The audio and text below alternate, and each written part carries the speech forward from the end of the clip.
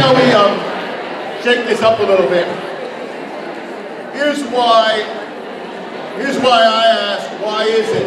Come on, guys. Here's why I ask, why is it that every other week you don't put the 2 second grade classes together on Friday so that they get to experience a different teacher as well as you? And so, watch this.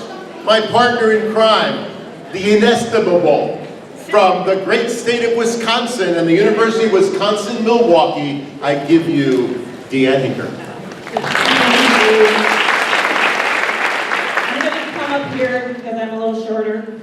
And actually Steve said from Wisconsin, but actually I'm from Iowa. That's right. So I've been talking to people about Iowa Connection, and I'll say more about that later. But I was listening to Steve, and I kind of made my list of takeaways and a couple Steve-isms, so I was going to just kind of help you reflect from this morning so far. But first I have to do a shout out because my nephew's 4th grade teacher is here. And I sent a text to my sister, and I said, hey, guess who's here? And my sister texts back and goes, that's so cool. Was it Mrs. Wagemeister? She was awesome. And I'm sure there are all of you awesome individuals for being here today. But isn't it nice to hear from that now and then about the awesomeness and the difference that you make in students' lives. So as I was listening to Steve this morning, I live on Post-it notes, which probably most of us do in our planning and our work. So I have 11 points from this morning from Steve. I thought Steve over and over again emphasized using the questions, what do you notice, what do you wonder? And if you realize it or not, this is a national trend. People all over the country are getting into asking these questions. What do you notice, what do you wonder? And first I thought, that would help with differentiation in the classroom, but more importantly, it really promotes the wonder and curiosity that mathematics is. That's why we're in it, and to help our kids kind of develop that same curiosity and wonder and excitement about learning mathematics. The second thing that Steve said that we should probably put more into our practice is just that simple phrase, convince me. Convince me that's the answer. Convince me that approach works. I mean, we can all do that. This is something Lori, at the table I was sitting at, commented, and she said, you know what? Teaching is not about answer getting, it's about teaching mathematics. And I think Steve kind of kept saying that this morning, that we want to do more than just getting the answer. Okay, one post-it note. That we want to do more with our students with fewer problems and tasks. That's where the mathematics comes in. That when we're doing mathematics, we're really digging a bit deeper. Oh, he said, if we only use one representation, we're doing a disservice to our students. This afternoon, we're going to dig a bit more into representations, and we can keep that in mind. Steve also made a comment, if we make students all use the same strategy, we are also doing students a disservice. And then this is a theme that we will come back to throughout the day. It's that, why are we here? It's about empowering students as mathematical learners. And then Steve mentioned, you know what, with Principles to Action, it's also about empowering teachers. And the reason that Principles to Action helps us with that empowerment is because we are the ones that select the task, or we are the ones that decide how to use those tasks that are in our curriculum materials. We're the ones that make those decisions that impact students' learning. And finally, Steve commented and said, we as teachers are the ones that ask the questions, and it's the questions that determine students' learning. So those are my takeaways from this morning so far, and I'm turning it back to Steve. Wow. Thanks, Deanne. And, that whole notion of co-teaching, that whole notion of, for some of you, it's like you didn't need Deanne to do that. For a whole bunch of you, including me, I needed Deanne to just step back and sort of capture some of the things that resonated with her in the same way I'm hoping that you guys are sort of writing down the beginnings of your to-do list in that way and translate it. So let's do one more of these before I unpack. I hate that word, I don't know why I used it. Unpack the 8 practices. On your mark, get set. The culminating end result of all of K-5 mathematics. Boys and girls, go forth and solve a word problem involving division. And so there we go. Read with me. Sarah has. Yeah, I'm sure you care about those boxes, right? She has 2,605 apples. What a joke, right? Look at the boxes. How many apples will Sarah put into each box as if in some magical land somebody would actually count 2,605 apples and then there would be the same number of apples in each box? And so, in fact, you are asking kids to simply suspend belief and believe that mathematics is this fairy tale land where you do bizarre things that have nothing to do with life. On your mark, get set, go forth. Divide, get an answer, and move on to 5 more problems just like it. And you know that I am describing what happens in too many cases, and we end up with all those kids still saying, Mrs. B, do I multiply and divide? Just tell me that. How many times a 4th grade teacher, a 5th grade teacher hear that question? Just tell me what to do. And when you tell them, because they're a weak student, you've lost the whole important ballgame. And so every one of you, if this is awful, what's the alternative? And so I call this turning lemons into lemonade. I do this, that's not like I'm going to do every word problem like this, but I'm here to remind you that whether it's 1st grade or now 5th grade, the critical question is, how do I give kids a reason to care, and how do I support their learning, and what does it mean when we talk about questions and discourse and representations? What does it mean by meaningful tasks? What does it mean by productive struggle? And so, good morning, boys and girls, you ready for this? Read with me.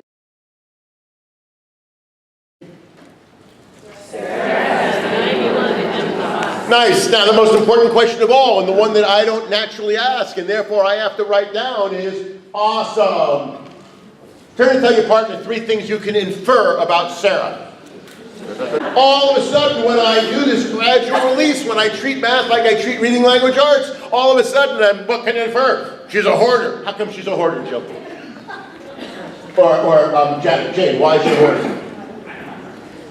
Yes, you do. Why is she a hoarder? You said it. You're right.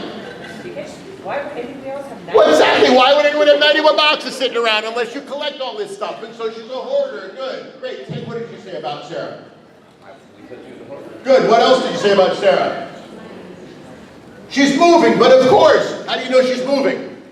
It's the only other reason she'd have all the boxes. Exactly right. Right? What else? Oh, come on. Why are you being so shy? You all were joking about something. What? Yes. She has lots of shoes, but of course there's no question that she needs all these boxes of shoes. Kids tell me she's already packed 9 boxes. I go, how the heck do you know that?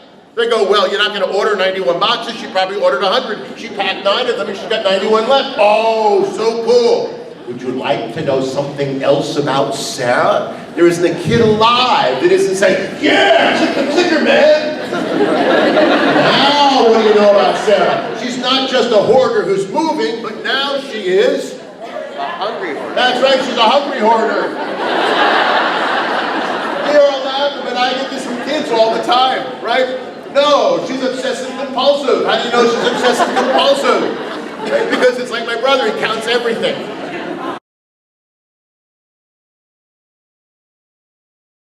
They say, all of a sudden, because I asked you, what else can you tell me about Sarah? I now have you eating out of the palm of my hand. For the first time in your lives, you care about the characters in a math word problem. And now I can sit there and say, what do you think the question is? Oh, cool. And turn and tell your partner, blah, blah, blah, blah. And I get how many apples? How many apples in each box? Oh, good. About how many apples? You probably don't have the same amount. About how many apples in each box?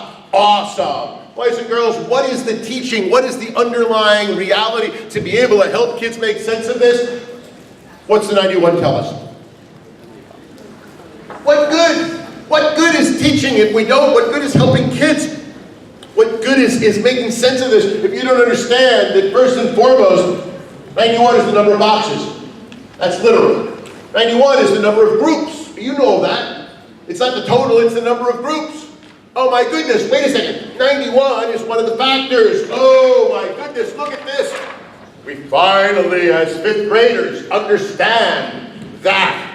We spent all that time with part, whole. We know that 13 and 37 is 50, part, whole. Yeah, baby. Now in 3rd grade, we started dealing with 3 and 9. And we see the 27 and we understand that it's length times width and it's area, and we understand that in this world it is factor, factor, product, the 27 in the middle. Factor, factor, product. We sit there and we understand that I have this model that says 2,605, that's the number inside. I've got 91 of these this way. I got what it is that this way. No, I've got ding, ding, ding, ding, ding, ding, ding, ding, ding, ding. How many? 91 of those little bins of boxes, and all together, 2,605. How many go here? How many go here? How many go there? Oh my goodness. So, what's the 91? It's the factor. What's the 2,605? It's the product. Oh, nice. There's always an estimate. On your mark, get set, do what you hate doing. Ready? More than 100 apples in each box, less than 100 in each box. Shh.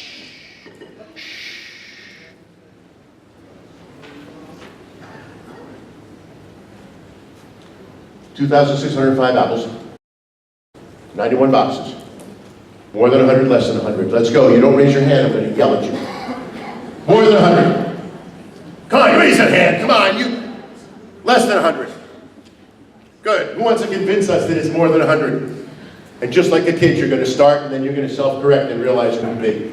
Ready? Less than 100. I expected in this room, I'm hearing the fact that, well, if there were 100 in each box and there were 91 boxes, that's 9,600. Where'd that come from? I'm multiplying by a power of 10. I got 9,100, but that couldn't be because I only have 2,000. Oh, wait a second. I have 2,000, I have only 100 boxes. I can divide. Who's right? Look what we're doing. Look at how the estimation is how. You tell me my kids don't have number sense. And that's why we've got to talk about what this means and how it is and what's more than 100 and less than 100. Awesome. You ready? So it's less than 100. Can you draw me a picture? Can you do a number sense? There are the representations.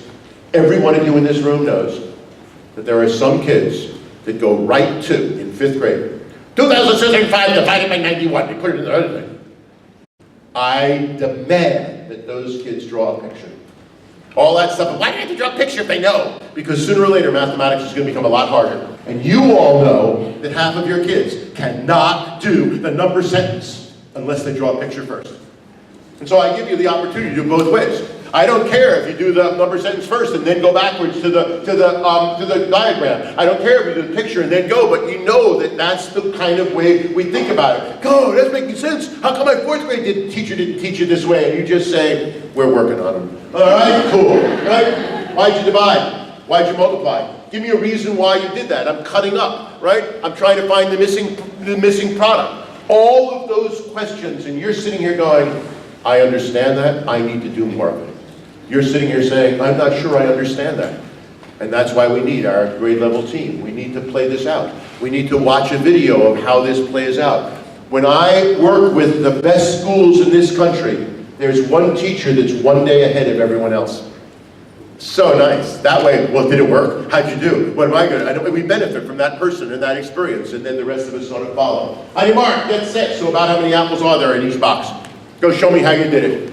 In 5th grade, why are they not using a calculator to do this at this point? I mean, who in the real world divides by 91 without a calculator? Yeah. So we're thinking about it all those kinds of ways, right? Care to join me? No, we're not going to do 6th grade today because I always have too much to do. We're not going to do this. You can go play with it later. But clearly, there's how I analyze a lesson. Tell me about the goals. Where did you see the goals in my lesson? Where did you see the task? How good was the task? Where did you find the task? How can we do it better? Right? Where did you get the representations and what discourse did you see? All those things then play out. And so let's turn to these things one by one and race through them. Ready? Ladies and gentlemen, I've already mocked this SWBAT. I believe that it is very rare that the goal is the Common Core Standard or your Iowa Standard verbatim. I think that you know that the best goals, the ones you saw on the slides, the one you're going to see when I look at a few more lesson slides, are student-friendly statements. I remind you that often there's one form for the goal in what I teach, and there's another form of that goal in my planning documents. My lesson plan has a formal statement of the goal. But in saying to kids, I have a student-friendly form of that goal. Today we are going to learn about how much water is in Natalie's water bottle. Now, that's not an official, appropriate, smart goal. But that's a goal that now has my kids going, oh, this is going to be a really cool lesson. And meanwhile, in my plan book, we're going to learn about volume of right circular cylinders. So think about the fact that there are different kinds of goals. Think about the fact that I've been using these goals as an anticipatory set, that I use the goals to deal with the vocabulary, to do the review of what we're going to be doing, right? How do you determine lesson goals? Very simple. I adapt them from my curriculum materials. I don't care whether you have GoMath or Engage New York, or whether you're using investigations or whatever program you have, the bottom line is you take that lesson goal and recognize that it is unlikely to be student-friendly. It is unlikely to convey what you want to convey. So you adapt it. And then I move back and forth between my goals and my evidence. I'll show you this before we end in the morning. But what really determines my goal is what do I expect kids to do. So it's really fun. I sit with you and we say, what are you going to do today? I'm going to do addition of fractions. Awesome. What's your goal? Because there's a whole big bunch of fractions. Well, we've done this, but we haven't done this, and we're not at mixed numbers yet. And I go, okay, cool. So now, when this lesson is all done, what is it? Show me one problem that your kid should be able to do. That is, what is that exit ticket? What is that formative assessment at the end of the lesson? And you say to me, oh, I would expect kids are going to be able to, in 4th grade, add 3/4 and 6/8. Ooh. I go, oh, nice. So we're not in mixed numbers, and we have one a factor of the other. Now I go back and I say, our goal is to be able to add and subtract fractions, right? Combine and separate fractions that have denominators that are one a factor of the other. What does that mean? What is a factor of another? Give me an example. On your whiteboards, show me 2 fractions where one denominator is a factor of the other. Am I making sense to you about this, thinking about the goals? And this is ridiculous, because what I really want to do is say, why am I doing this? When you've got 6 pages that are so much better than what I'm saying about the development of goals and what they look like and the examples. And then I remind you that over the course of the week you have to ask yourself, have your goals and have your lessons balance skills, concepts, and applications. Okay? Cool. Then we implement tasks. You find them, you steal them, you adapt them, you do all those wonderful things. So again, all I want to do is let you see that these tasks are so critical because it's the meat. The tasks are the meat of instruction. It's how we engage kids. It's how they connect.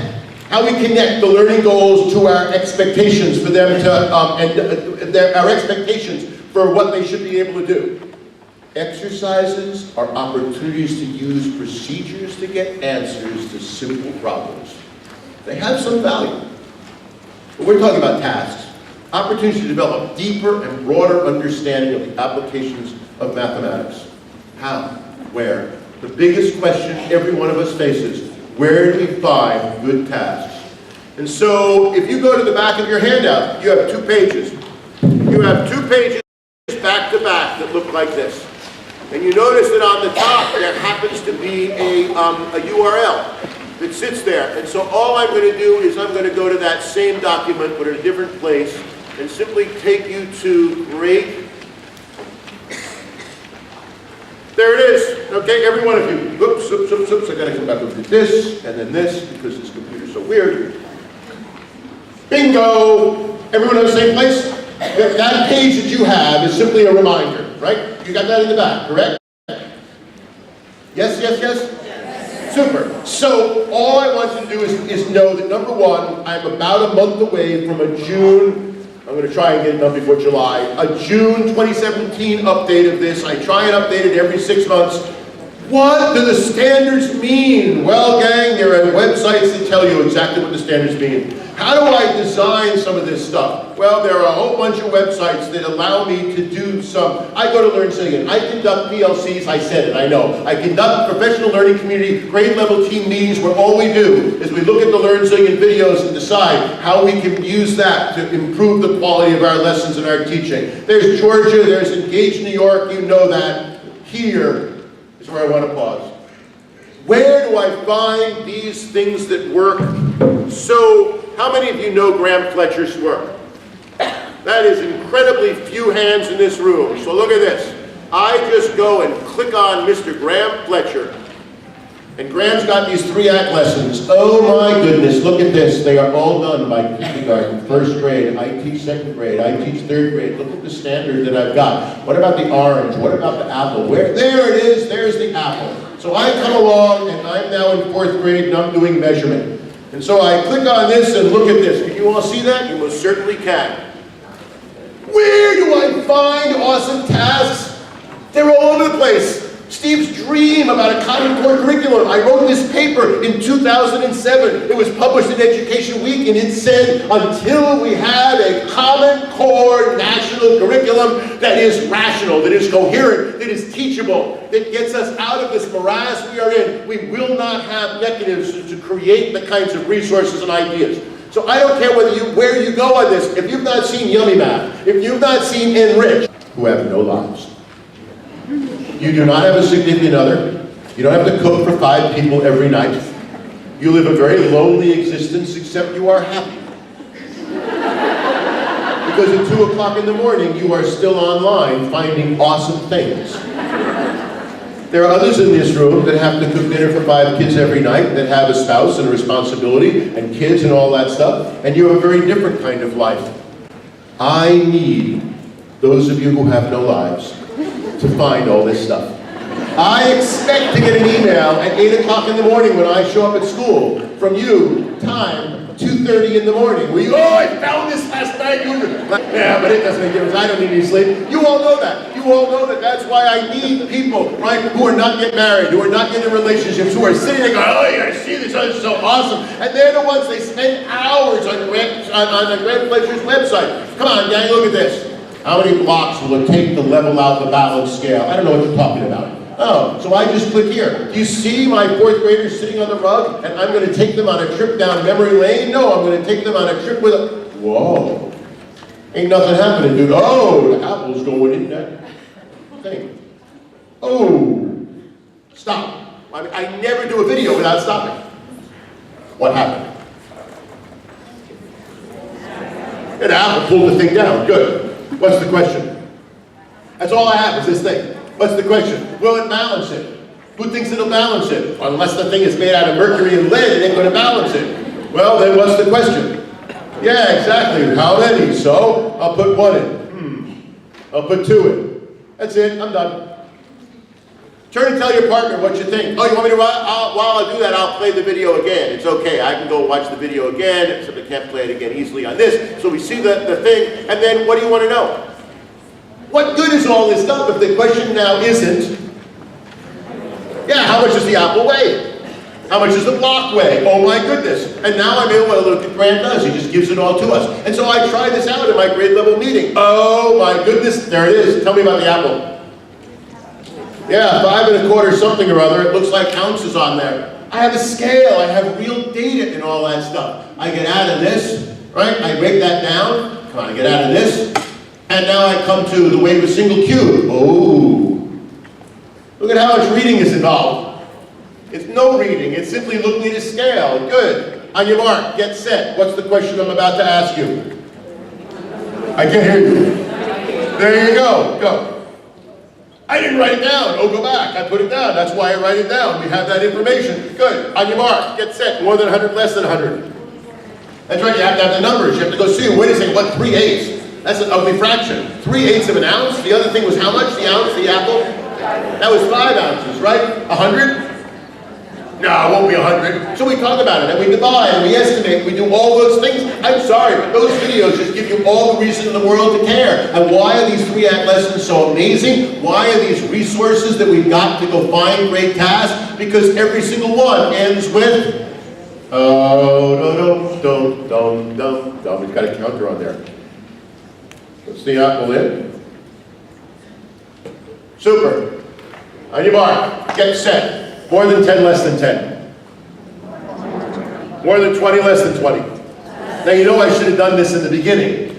And then I give you the data and ask you to change your guesses.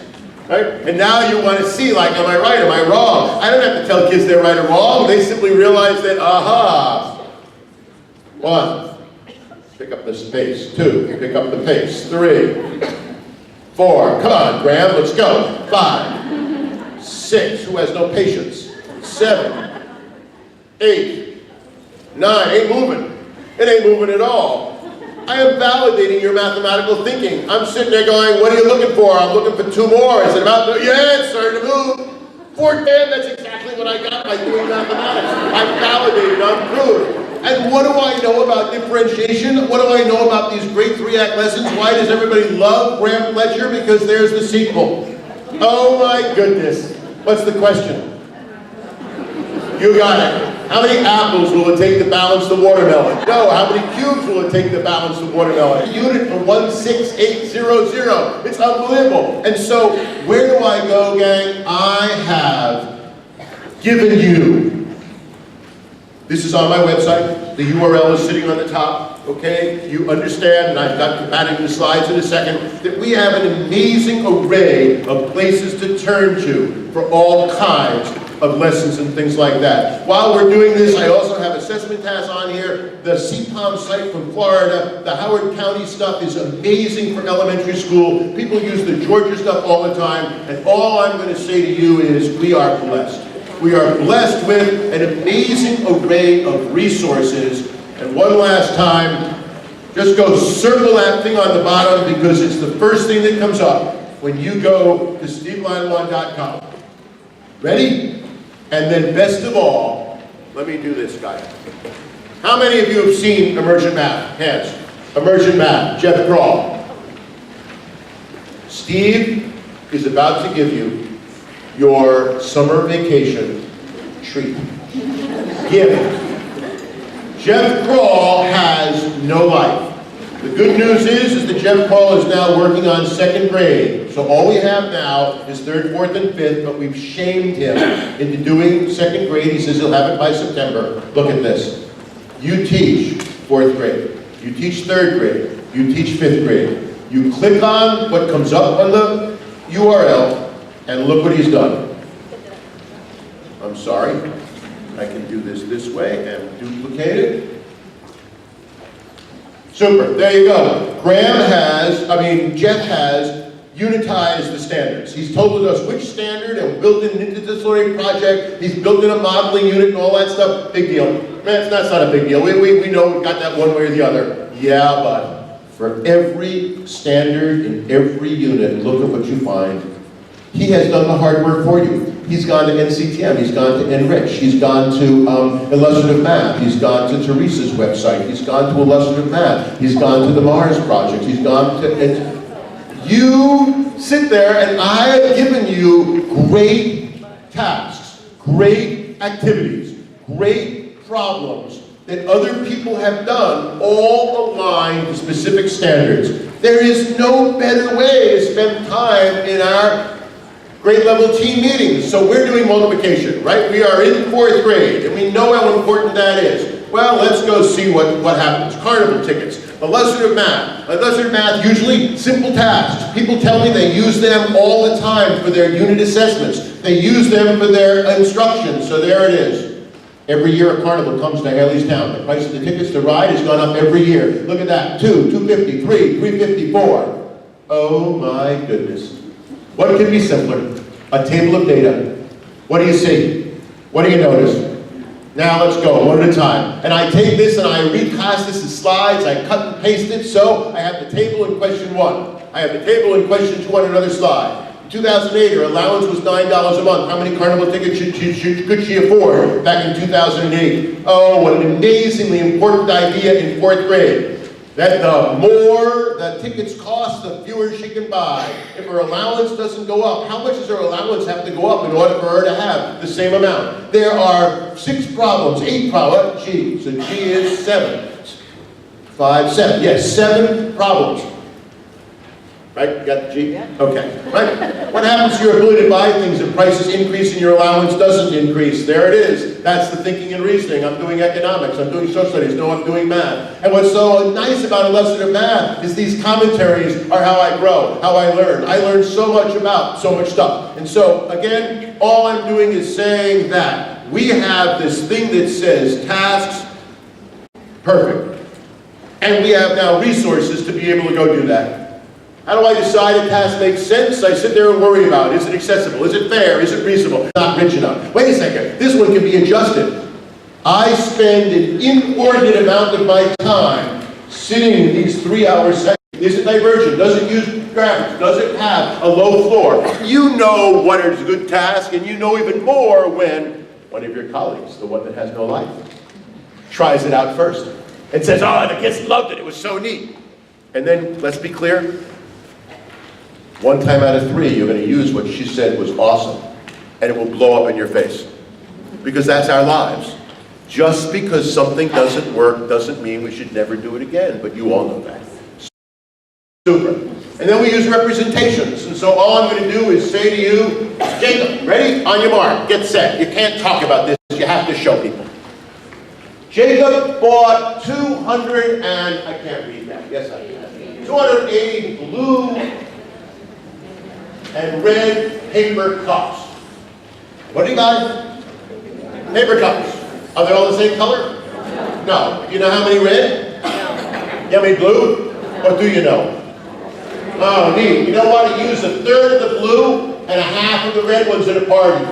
If he had an equal number of blue cups and red cups left over, how many cups did he use altogether?